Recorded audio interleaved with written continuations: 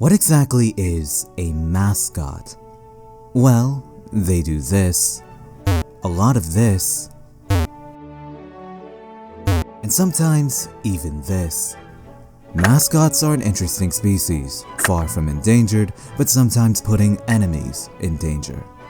But how did we get here, and where did they come from? Well, here's a useless video about them. Mascots first came into existence long before any of us were born, the late 1800s. However, long before the freakishly abnormal specimens we see today, mascots of the past were a lot more simpler, a lot more smaller, and a lot more human. Initial mascots came in the form of bat boys and other young children, roaming baseball diamonds, because that was the more popular diamond back then. The word itself started being utilized after an issue of The Sporting Life, which described a boy associated with the Boston Browns as a mascot. But notice the extra T. Well, that's because the word mascot itself is of French origin, spelled like this, but Americanized because the French were too busy doing this.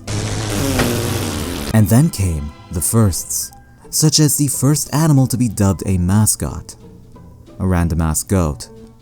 Max Patkin, a former pitcher of the White Sox minor league team, would end up becoming the first person to make a career out of being a mascot.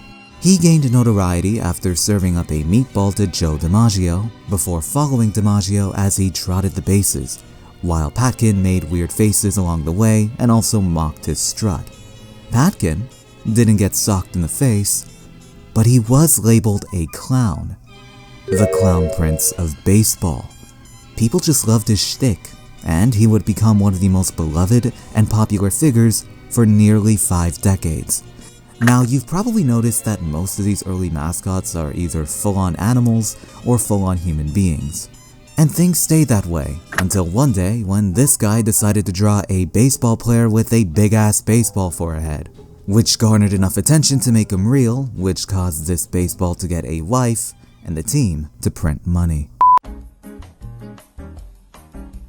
Mr. and Mrs. Met, 2 of the most iconic mascots in sports, and 2 of the oldest. Wait, does that make Mrs. Met a milk? And we can thank this guy, Al Avison. He, apparently, was responsible for drawing Mr. Met in cartoon form, at least according to his son and widow, though other names have also been associated. In any event, Mr. Met became a real-life specimen in 1964 as the official mascot of the Mets. The Mets, both the team and the family themselves, revolutionized the realm of mascots and would influence other teams, both in and out of baseball, to create their own zany characters. Brutus Buckeye in 1965, Benny the Bull in 1969, the San Diego Chicken in 1974, and of course, the Philly Fanatic. Some sports teams still savored the existence of an actual human mascot, perhaps the most prominent being Lucky the Leprechaun, the current mascot of the Celtics. All of this culminates to perhaps the most polarizing mascot of recent time, Gritty, the glorious representation of the common Philadelphian, big, hairy, completely unhinged, and suffering from a severe case of jaundice. Gritty received national headlines for his design, his antics, and later for his love of punching children, though these allegations were later dropped, and he remains as everyone's favorite Orange Menace. But that's the other thing about these mascots. Despite their lovable eyes and soulless smiles, they do carry along some nasty skeletons.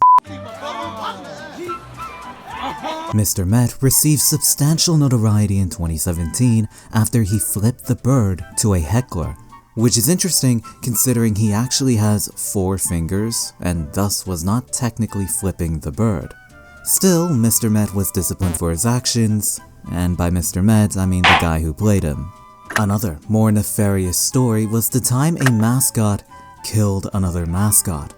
According to legend, in 1934, SMU's mascot, Peruna the Pony, was taken to a football game where SMU was taking on Fordham.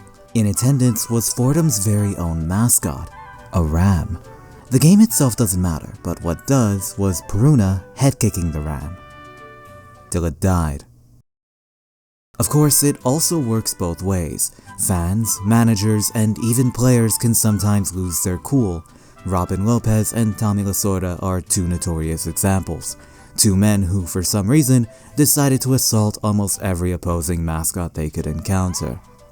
The bastards.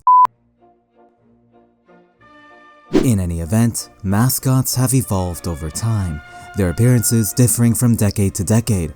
And they come in a variety of forms, but usually put into two groups, the sports mascot and the non-sports mascot, whose history and mystery is so profound it could be its own video. But even then, sports mascots come in a variety of different subforms.